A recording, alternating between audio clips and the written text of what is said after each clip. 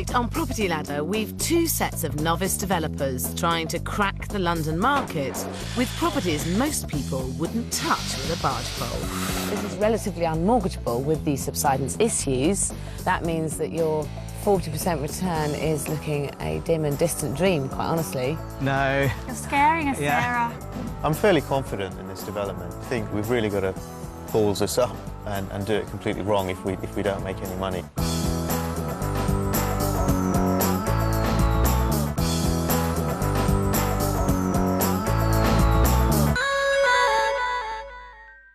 The London property market is now so ludicrously expensive that many would-be developers feel that taking on low-cost, high-risk developments is the solution. But be warned, it's a tactic only for the seriously brave, as it can go seriously wrong. Leanne Hewitt and Andy Davenport are partners in a successful florist business. Now they think they've spotted a clever way to cash in on the booming London property market. They've bought this 30-year-old three-bed semi in the southern London suburb of Croydon for a rock-bottom price. But there's a reason. This property, I think a lot of people think we're absolutely nuts for taking it on. I mean, as soon as you say the word subsidence to people, it's like, you know... But I've got a real hunch that this is still a really good buy. With both the back terrace and the garage literally sliding off the property, I've got a hunch this could be a real nightmare. From South London to North, business manager Milan Patel and his wife Ty have bought this highly unusual three-bedroom home in Stanmore, built in the early 1900s. I think we can add a few extensions and literally double the size of it. We haven't got planning permission yet, but hopefully that won't be a problem. In reality, they've taken a massive gamble. They've paid out for a property without having any idea whether they can get planning permission to develop it. It's hardly a cautious approach for a pair of first-timers. Why do you want to develop? Everyone else is doing it, so it can't be that hard to do, can it? Famous last words. And Milan had actually just gutted our bathrooms and tiled the floors himself, so he now thinks he is a property developer. And do you have faith? No, none at all, none at all. And I think when we first got our first builder's quote through, that's when all my trust and faith in him fell through the window, because it wasn't anywhere near what we were projecting. So you thought it would be how much? Originally around 100, but... No, you told me 60! No, that was the double... You told me 60. At that time, You we told me only 60. decided to do the double story. We didn't decide to do the kitchen then. He told me 60. Milan and Ty bought the property for £400,000 and are hoping to do all the work, including 2 extensions, for £125,000, including fees. Their target sale price is £600,000, which would make them a clean £75,000 gross profit. That's if they can find a builder willing to meet their budget. Do you know, if I was looking at this and taking just a bit of a guess, it would be close to 200 to do this. I think we're going to half your cost. Are you? Quite easily. You are on television challenging Sarah Beanie. I'm not challenging. Sarah's got expensive builders. I'll be very impressed if you do all this for 100. Milan and Ty have got some pretty grand plans for this little house. On the first floor, there are 3 bedrooms and a bathroom. Downstairs, there's a dining room, a tiny kitchen, 2 living areas to the rear, and a detached garage. Stage 1 is to build a costly side extension and create a large but slightly awkward-shaped kitchen and utility room with a dining room at the rear. Personally, I don't think this is necessary when there's so much space available at the back of the property. Gosh, what a fantastic room! We love this room. Brilliant! Because you wouldn't believe at the back of all of this house there's this, would you? It's such a beautiful, really nice mature garden, yeah. garden. And a gorgeous garden. Why don't you put your kitchen in here? In here? Yeah.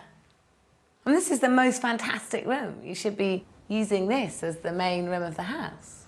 It would make a fantastic kitchen. It would, but it's not very traditional. It's not what you get in this area, you know. To have your biggest room downstairs as your kitchen. I think that just means that it's perfect, doesn't it? I think Milan and Ty would be better off putting the kitchen in the spacious back room and scrapping their plans for the side extension. This would still leave room for 2 separate reception rooms, but it would cost a lot less. Which is no bad thing, because stage 2 of their plan is to replace the garage with a second extension to create 2 extra bedroom suites and a garage. This part of the development will add huge amounts of square footage and great value, but until it's passed by the local planning authority, it's all a pipe dream. So when do you start? Next week. Next week, excellent. No, we haven't got our planning permission yet. We're still waiting for that to come through. So have you had any indication as to whether they're going to be happy with it or not? The neighbours on that side have said they want a metre away from the fence, but they haven't challenged it. OK. And we don't have neighbours on that side, so hopefully we won't have a problem. So you won't be able to start for another 6 weeks or so? Well, we could start internally if we wanted to. I'm not so sure that's a good idea. There's no point in spending money on a development that could end up going nowhere.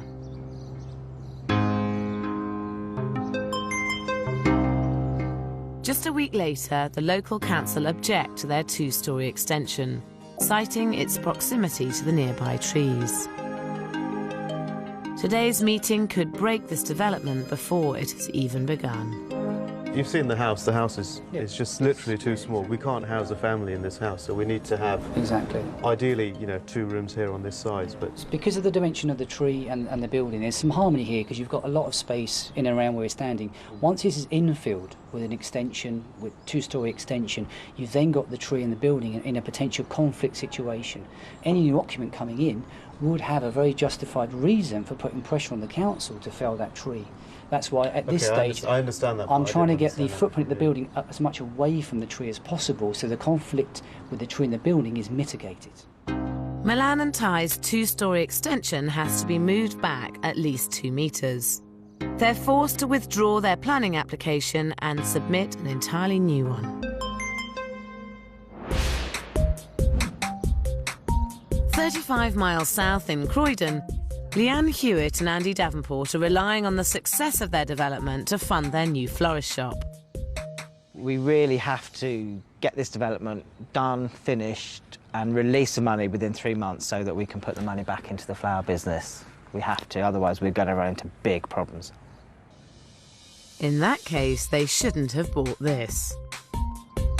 Apart from having a garden that's too steep to be practical, it's got a crumbling rear terrace and a serious subsidence issue with their garage, caused by the neighbour's garage alongside. What you've effectively got is a high hill with the house on the top and everything's falling off the side. Yeah, we're unwrapping. Yeah. You are unwrapping. Yeah. And you're going to have to dig down to Australia to support this, I reckon. Oh, yeah. You're going to be spending 40 grand on the garage. No. God. No. You're scaring us, Yeah. Sarah. No. They paid a bargain basement $210,000 for this property and reckon they can transform it for a meagre £40,000. They plan to sell for $340,000 and bring in a £90,000 gross profit. That's if they can get their neighbours' insurers to fix the subsiding garage. This is relatively unmortgageable with these subsidence issues, but you can't fix the subsidence issues because it's not your fault, it's the other garage that's pulling yours with it, and you don't own the garage that's pulling your garage over. But the worst case is we would have to remedy both garages. If they allow you to. That's the worst case scenario. But no, the worst case is they don't allow you to fix their garage. I'm sure it's not going to come to that. I mean, it's in their interest to have a garage that's workable. Yeah, no, I'd agree, but it's less of a problem for them because they're not trying to sell this in a few months' time, and you are, and you can't have a house on the market with subsidence. No. That's true. If you had no problems with subsidence with this house, I'd say that the £40,000 budget that you got might be realistic, but I really think that you're going to be looking at spending double that on this, and that means that your 40% return is looking a dim and distant dream, quite honestly. Sarah, you're scaring me. I think there's a serious danger you're not going to make anywhere near the amount of money you think you're going to on this. In Croydon, South London, Leanne Hewitt and Andy Davenport paid a bargain price for this 3-bed semi. That's because the rear terrace needs to be completely replaced and the subsiding garage needs to be stabilised and then rebuilt. I know this is a high-risk development, but the bigger the risk, the bigger the gain. and I'm up for this challenge and I know we can do it. Outside, they've got big problems, but at least on the inside, they're on the right lines. So the plan here is to take this wall down, yeah? Yeah, knock it through. Goes, and then you'd have a big kitchen, breakfast room, living room here. Downstairs, their plans are good. At the moment, there's a lounge diner, a kitchen, a WC and a garage. Andy and Leanne plan to create an impressive open-plan kitchen diner. But upstairs, with its 3-bed, 1-bath layout, it's always going to feel modest. I think the subsiding garage could have a silver lining. The garage needs to be addressed now, and the issue with the subsidence. If you do end up with doing it through the insurance and they rebuild the garage as it is, you're going to end up with very sound footings, and at that point I think it would be worth really seriously thinking about extending and making a 4th bedroom and bathroom. By extending and building above the garage, they'd have enough space to add a bedroom with ensuite. They'd end up with an upstairs layout that's far bigger and far more valuable. And then you've got 4 bedrooms and 2 bathrooms, and then all of a sudden you move into another price bracket. I think it would be worth spending the extra money getting that 4th bedroom. Just horrified to think where I'm going to find the money. I mean, I don't think the extension stacks up if you're doing the whole thing on your figures. I just think if you're digging the foundations anyway, building it up to 1st floor level, you might as well keep going. It's relatively speaking not that much more money. You've just made it such a bigger job. Leanne's going quiet now at the thought of the budget.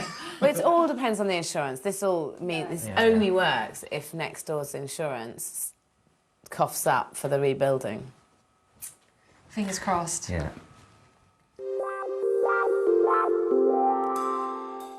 The other way they could bolster their profit here is if they sort out the seriously sloping garden and turn it into usable space. I'm just wondering why you don't deck right out on stilts the whole garden, because you don't really need the grass. It's on a slope, it's never going to be in great condition. Whereas all of this at the same level as the ground floor would be amazing. You'd have fantastic views. It would be a fantastic space. We were going to bring the deck out much further out. Why don't you cover the whole garden? I mean, that's quite a good idea. Do you? I think that's too big. On this pit. I think that's Only too on this much. bit. But what are you going to do with this piece? You bring the deck out and then you've got just a sort of hole. You have What do just you got do a with all that decking? Well, you have tables. Same as you do with all the garden. Look at it. I just Sit see that on there. as more money, to be honest. Leanne needs to learn that in development, it's the property that dictates how much you have to spend and not your bank balance.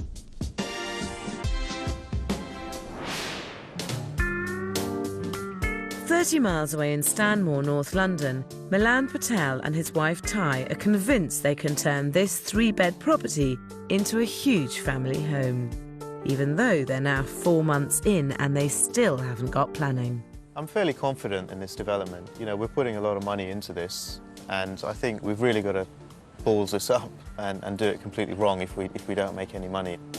They've had to submit new plans to move their 2-storey extension 2 metres back from the trees. And now they're going online to see how it's been received by the neighbours. Objections. Oh no, so many objections. That's the lady who's voiced her concerns. Here we go. What's she saying? She's concerned about the size of the property. She's concerned about the trees. She's concerned about the impact of the sun being blocked from their front window. Wow, she's really concerned. Oh, for heaven's sake. You should When's get- it all going to stop? get a When life. is it all going to be over? All the objections mean their planning application has to go to committee. That's at least another 6 weeks' wait, and mortgage payments of £1,300 a month are eating up a budget that was never big enough to begin with. They're hoping to get all labour and materials for £80,000. For electrics and plumbing, they've allowed just £3,000. On the kitchen, the £8,000 they're spending is nowhere near enough. And they reckon they can get 3 bathrooms for just £6,000. On fixtures and fittings, they plan to spend £3,000, and for professional costs and fees, they've allowed £25,000, giving them a total of £125,000. With all the delays, one thing is for certain, that figure has got to be feeling the strain. Are you worried about the finance? Do you feel they're under control? Do you know where you are? I don't think I have any full understanding of the budget. I think Millen is in Are you in control? of it? Completely. I can tell you what it's probably going to cost. How much is it going to cost then? Now? Yeah. Everything? Yeah. With fittings? Oh, with everything, yeah. Then we're probably looking at around 100. I don't think I want to hear this. I'm not ready for this. 135 or 40. However, the market I can see going up quite a lot in the next 3-4 months. This is risky. A much safer strategy is to plan your finances around a flat market, so that you're not relying on rising house prices to cover up your mistakes. If they'd just put the kitchen at the back of the house and scrap their side extension, they'd wipe thousands of pounds off their budget. I think the kitchen has to be where the current kitchen is, to keep the big lounge. It might not be a massive sitting room. I feel it would be big enough. But not building the extension to the side, quite honestly, with your budget going up, is going to be a good thing. Commercially, it probably makes a lot of sense not to do the single story. I completely agree with you there. We like the idea of having a bigger kitchen and a bigger lounge. Are you going to build the side extension or not? Yes. You are? Yes. Well, that's a decision made. A stupid one, but that's fine.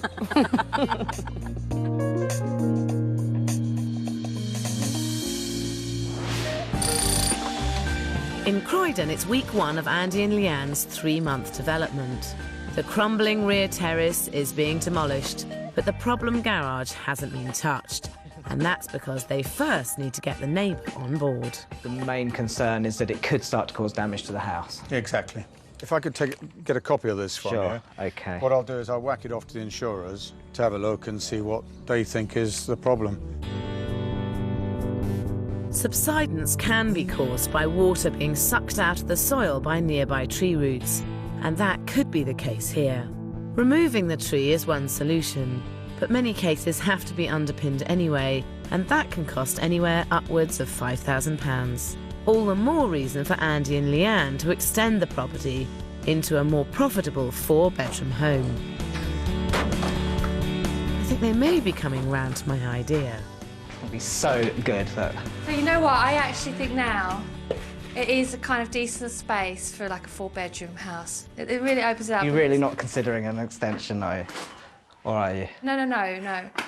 I'm not saying that I want to do the extension. I'm just saying that it's a really good size living area.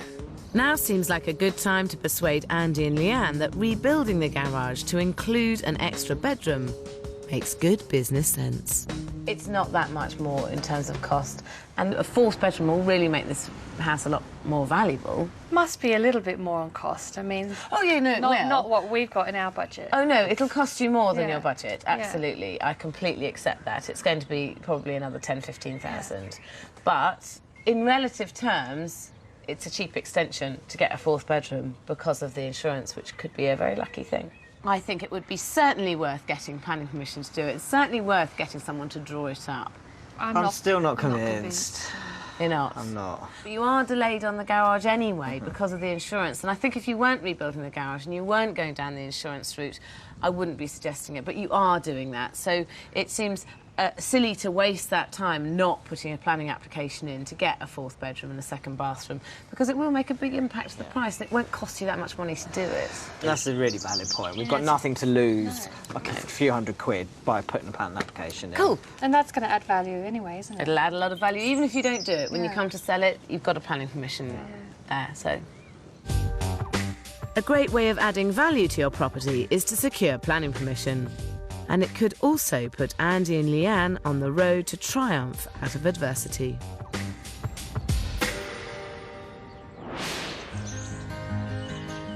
In Stanmore, planning delays have held Milan and Ty's two-storey extension up for 6 long months.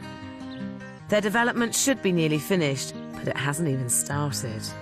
Today, it's crunch time, as a decision is being made by the council on their new planning application. If we don't get planning today, I think I'm ready to just walk away from everything, just sell the house.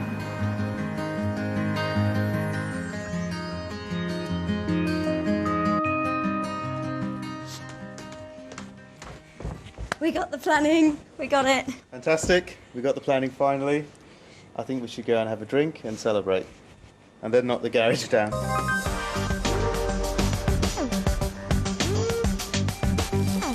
It's such a relief to finally see this development up and running. The new garage is about to be built, and Milan and Ty are getting stuck in on site.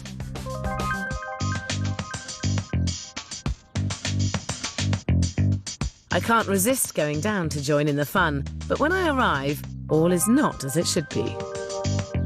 I don't understand what's this. I thought this was going to be a garage. It's now got a wall 4 foot into it. It was meant to be a garage, and then when we actually started the build, our builder wasn't aware that we were not going to do this and we're going to have one big garage here.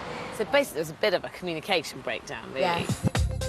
To put this right, the foundations would have to be redug, so Milan and Ty are stuck with a useless garage. I'm a little confused as to how it ended up so wrong, until I have a look around the rest of the site. Why are the plans not the current plans? They're old plans. That is true. Not much has changed. It's only that wall has changed. That's effectively And it. this wall, this wall, this wall, and the utility room. I'm very angry that you spotted that and you haven't. They are such subtle differences. Because Michael was working off this plan, that's why we got stuck. Okay, It's because would we're- you like to do project management? No. Then I suggest you let me carry on as I am. Okay, but change plans. I'll get the plans up there. The 7 months of planning chaos should have been the perfect opportunity for Milan and Ty to ensure that they were totally in control of all aspects of this development. Over the other side of London, Andy and Leanne are 4 weeks into their 12-week schedule. They're making great progress inside, but outside it's a different story. There's still no news on the garage and still no agreement on how to solve the hugely impractical garden. I'm not sure about Sarah's decking idea, to be honest. No, you see, I quite like that. I'm warming to that because I always knew we would have an area at the end of the garden which was unusable. Yeah, And it it's just like, seems whilst too we're big. out here, let's just carry on. It just seems too big. I don't know, but we have to argue that one out. I can't see why there's an argument. The owners of this house in Pangbourne in Berkshire had the vision to build an enormous decked area and turn a tricky steep plot into a large usable space. Decking can be a lot more than a few wooden planks stuck out of the back of the house, and you should expect to pay £5,000 upwards for a raised deck structure. The zoning of different areas effectively creates a number of outside rooms that adds serious value to the property. It's this sense of scale and ambition that Andy and Leanne need to embrace. And you're right. I probably wouldn't buy it because of the garden. So So is that agreed? You're going to do the decking? I think so. Yeah, I think so. I think you've made some really, obviously, valid points. Well, that sorts out one of this property's big problems. The other one is still sliding down the hill.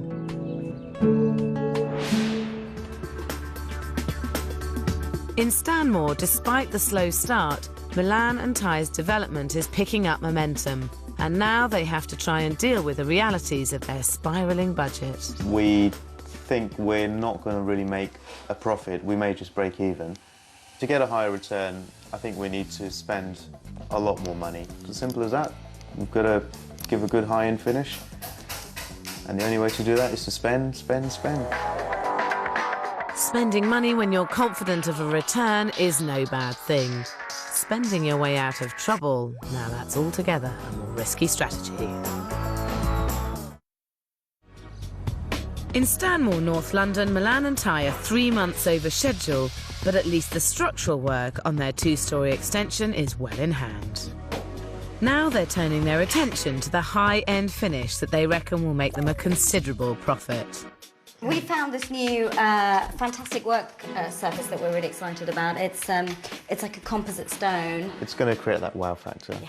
You have no join lines in there. It looks amazing. Yeah, it's all smooth and moulded, and we're thinking about using it as a little bit of a theme and perhaps, you know, using it elsewhere in the house. Corian, or composite, is a desirable material, but at £310 per linear metre, it isn't cheap. So this is the kitchen that you're going for? This is the kitchen we're going for, and this is the composite surface, Right. surface that we've opted for as well. Well, it's fantastic. I think it's exactly the right thing to use in the kitchen, but what concerns me is where else you're using the composite. Where else is it going? It's going to go in the bathrooms as well. The utility room. And the utility room. And that's it? Anywhere else? And the dining room. OK, so you're in the kitchen, bathrooms, utility room and the dining room. Are you lining the house with composite? Is that the plan? We like it. Clearly. A top-end development would be unlikely to spend more than £10,000 on work surfaces. With the cost of composite coming in at £15,000, Milan and Ty are overstepping the mark. So where is your budget at now? I mean, this is kind of what slightly concerns me. We're not far off what you said originally, I think. It's probably going to be about 175, 180. It's creeping up, isn't it? I think what's happened is that because we've just spent £70,000 on our builder, the hundreds seem less kind of tangible at the moment. There is a danger when you get to a point with a big budget where you do feel, well, it's 10 grand here, 10 grand there, so what's a few £100s? But a few £100 a few times Becomes thousands. Becomes thousands. Absolutely. And before you know it, you'll be at £200,000 and thinking, how did that happen? So I think the bigger the budget gets, the more careful you almost have to be. So will you rein in on the rest of the composite? No. On the rest of the It's too late. So you recognise that you perhaps don't need to spend this money, but you want to spend it anyway? I think we're too late in it to cancel it now. That's Basically, probably... yes. You want to spend the money anyway. Is that true? We're going to spend the money.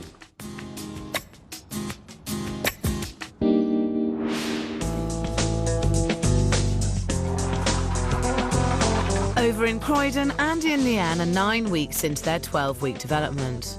They're transforming the steep rear garden by building a new decked area, but they've received some bad news regarding the garage. The neighbours' insurers are not going to pay up to rebuild it. I'm feeling quite depressed about it now, really.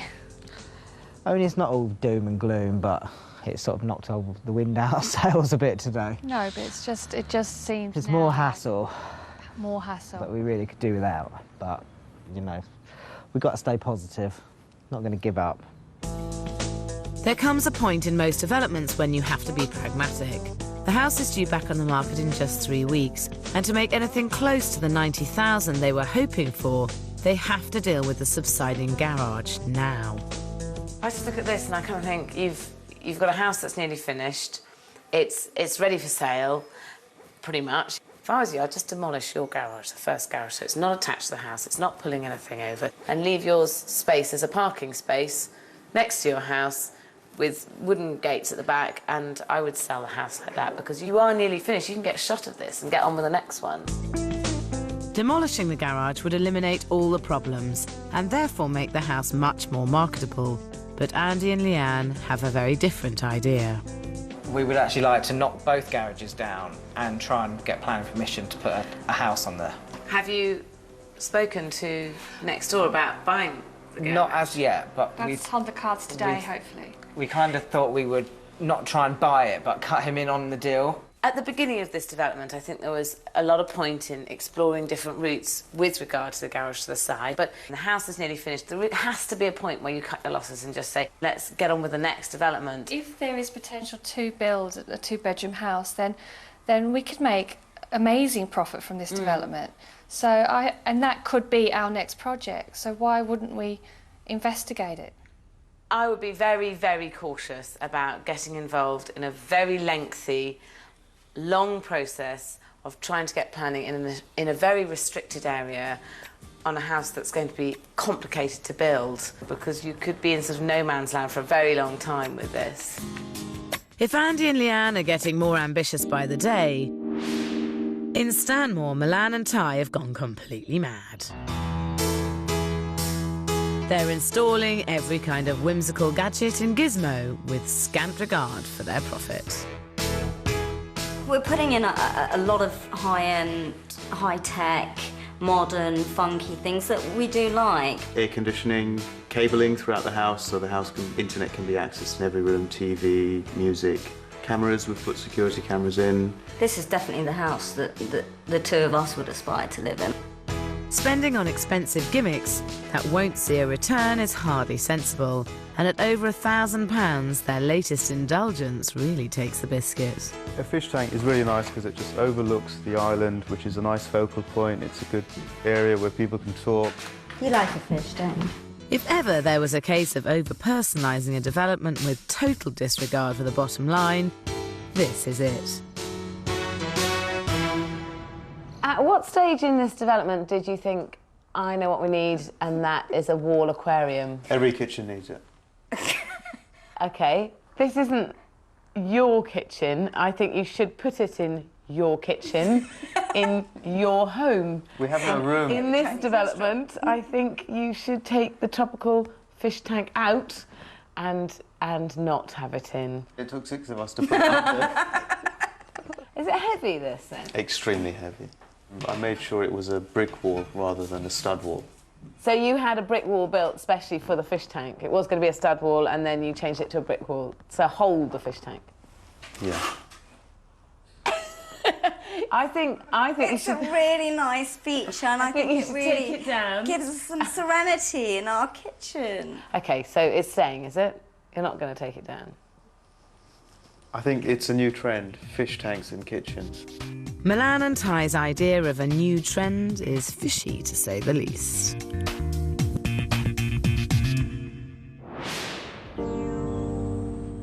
In Croydon, Andy and Leanne are at the end of their 12-week schedule. The garage remains untouched, but the rest of the property is finished. So I'm back to see how the development stands.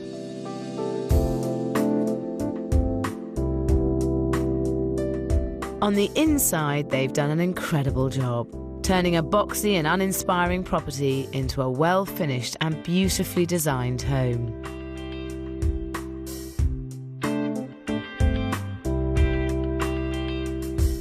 The open-plan kitchen diner is a real achievement.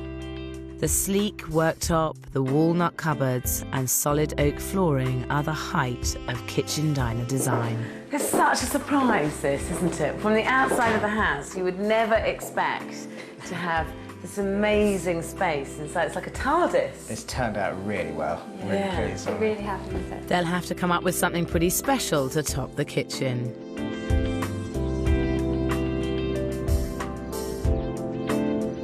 But with the decked area outside, I think they've done just that. Glass folding doors lead out onto the enormous decked area that is this property's biggest draw. And this is just the most amazing space. When you look back at the house... Yeah, it's perfect space for what we had. When you're inside looking out, it looks amazing. When you're outside looking in, it looks amazing. Yeah. It's tremendously successful. It's made what was a pretty disappointing garden into an amazing outside space. So well done, you've really pulled it off. So all in, you wanted to do this whole development for £40,000. How much have you come in at? 50,000. Which is not bad. I mean, to do all of this for £50,000 is pretty good. But of course that £50,000 doesn't include dealing with the garage, which is still exactly the same as when you bought it. Now it's down to the agents to work out the value of a great house with a dodgy garage. Absolutely fantastic doors. What was once an unusable garden is now fantastic for dining. Beautiful. 2 really good sized rooms. I mean, you would never expect this looking at the house from the outside. You can see here the garage is literally falling away from the house. That needs sorting out. It's a nervous subject. People do not like subsidence. Well, this really is a great selling feature of the property. Ideal for relaxing, coming home and having that drink or barbecue. Iridescent tiling, wonderful, quite unique, with the white tiling, the white suite, funky shower, finishes it beautifully. But is it enough to get the £340,000 asking price Andy and Leanne are hoping for? With the garage as it is, I value this property at £300,000. As it stands, I would value the property at £300,000. We have had 2 valuations of the house as it is now. They've both come in at 300. So if you sold it as it was now, you could walk away with a £40,000 profit, which is not a bad profit for. Yeah, but we wouldn't even consider that. So you're not tempted to take the 40k and run? No, not at all. I mean, people would probably say we were mad to do this in the beginning with subsidence, but I think we'd be mad to walk away and take that 40,000. The issue of this garage has been dragging on for ages, but what's really significant here is that we've also had valuations done as to how much the house would be worth if you demolished your garage, so it was just a carport next door, and that is coming in at £340,000, so that would make you an £80,000 profit. Yeah. That's what we were hoping for. So what are you going to do? I mean, I'm personally hearing those valuations now thinking that we just repair the garage. I think we'll have an open day and bid it up to 350. The very next week, they get their offer of £350,000. But you've guessed it, it's conditional on fixing the garage. It's been a long haul, but in North London, Milan and Ty's house is nearly finished. They're about to deal with the fallout of 12 months of stressful developing. If you knew what you knew now, a year ago, would you have bought this house? God, no. Yes. I probably wouldn't want Ty involved in the next development. So I wouldn't want to be involved in the next development. In Stanmore, North London, 13 months after it started, Milan and Ty's development is finally finished. They've doubled the square footage of the original cottage, but retained its character with a seamlessly blended extension. As first impressions go, Milan and Ty have made a good one.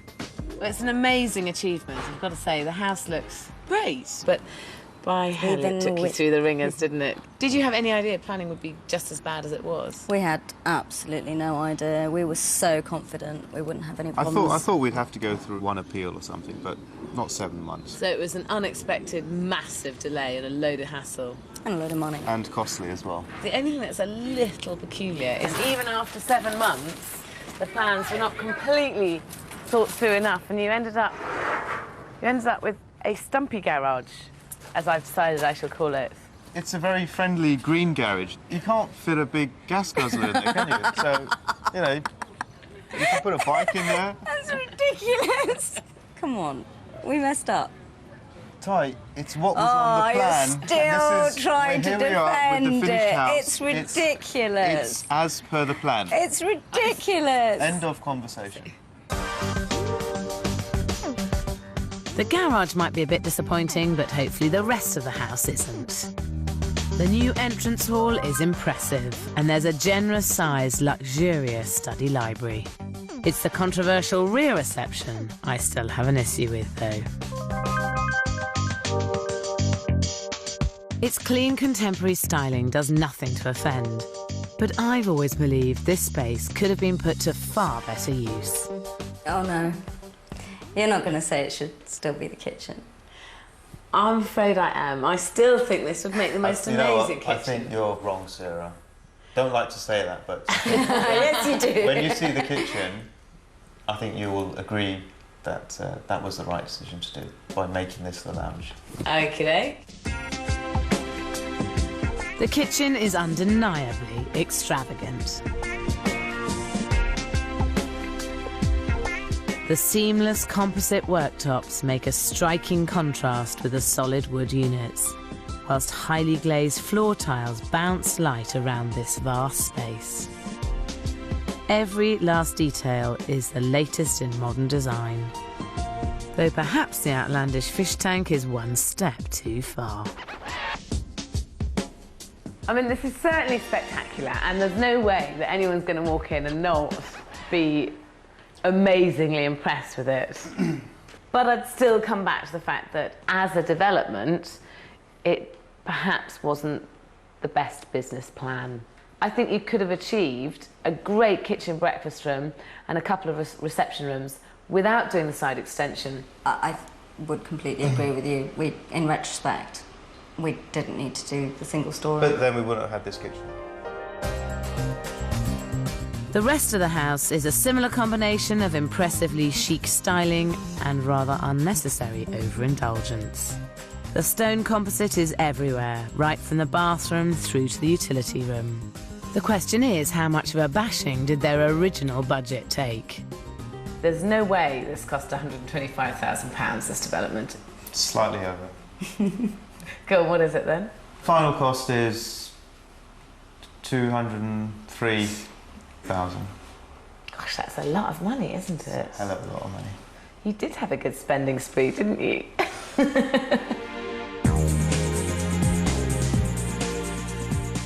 The only area where Milan and Ty made a saving was on the building costs and labour, which came in £3,000 less at £77,000.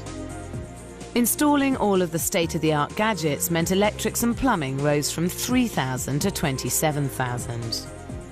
The £8,000 they'd allocated for the kitchen rose to £23,000, and the cost of the bathrooms more than doubled, coming in at £13,000. The £3,000 for fixtures and fittings rose to a whopping £30,000. And 7 months of planning delays saw professional costs and fees rise from £25,000 to £33,000. Meaning the original £125,000 budget shot up to £203,000. Now, you bought the house for £400,000, so with the £203,000 that you've spent, you're all in at £603,000, which, bearing in mind you were hoping to sell at £600, would constitute a £3,000 loss. Yeah, but I think You're quietly confident. I'm confident we can make a reasonable profit out of this. What do you now secretly reckon it's probably worth? 750. I mean, to me that would be amazing. That would be fantastic. Even though a rising market has added £50,000 to the value of the property, Milan's estimate would still smash the ceiling price in the road. Will the agents back him up? They've done a very, very good job of tying in the new with the old. This is absolutely amazing. The kitchen, I must say, has been done to a very, very high specification. Oh my goodness. Well, I guess you get a lawnmower in there. Wow, that is a fabulous kitchen. All the bedrooms in the house are lovely, I must say, and done to a very, very good standard. They seem to have gone overboard on these working surfaces. Very smart. Even got the composite material here, which perhaps for a property of this type and size might be a little excessive.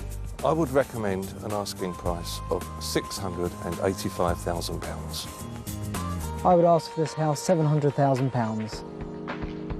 For this house, I would suggest an asking price of £725,000. So we have had 3 valuations on the house, and they've come in at £685,000, £700,000 and £725,000. I think it's about right, yeah. Well, that would give you between £82,000 and £122,000 profit for the development. Wow. So it's been worthwhile. I personally think that you did lose sight along the way slightly of where this house is in terms of the type of street it's on, the area it's in, and what sort of ceiling price was around this area, because I mean, this is undoubtedly going to be the most expensive house in this street, and it's a question of where do you pitch that. I think they could have spent less money and made a bigger profit, but they won't make a penny if the property doesn't actually sell. Wow, that's so pretty. It's really charming, isn't it? OK, so you can't really fit a car in, but... No. For the boiler. It's quite handy for storage, though, isn't it? Oh, my God. Wow, that's just gorgeous. I love this. Can you imagine cooking around this? Fantastic. Oh, I like the way it's 2 sinks. Good. Yeah. Always his and hers. Great. That is just so funky. We would definitely come back for a second look because I'd really like my husband to see it. The other stuff we've seen just doesn't match up to the feel of this house. And this is just a dream house, and it's the house for life as well. We wouldn't actually really need any more space. There's no doubt this property will sell. I just have my doubts whether it will go for the $750,000 Milan and Ty want. Are you happy with this development now it's finished?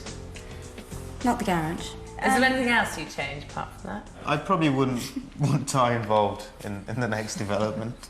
So you'd be more... I wouldn't want to be involved in the next development. Right, so this is definitely not a career for you, Ty. Never, ever, ever. And is this something you're going to revisit? I don't know, maybe let's see 6 months, 12 months, but I think I need a break. And if you knew what you knew now, a year ago, would you have bought this house? God, no. Yes. That's clear.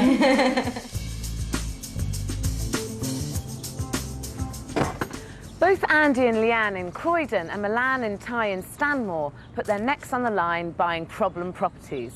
If you're going to try and break into a market as difficult as London, you are going to have to take some risks. But my advice to you would be make sure they're calculated ones. Next week, is it ever wise to rely on developing to change your life? At the end of the day, if this doesn't work, we're in a make or break situation. Are you joking? Why did we even bother working on it? I could have had an easy life.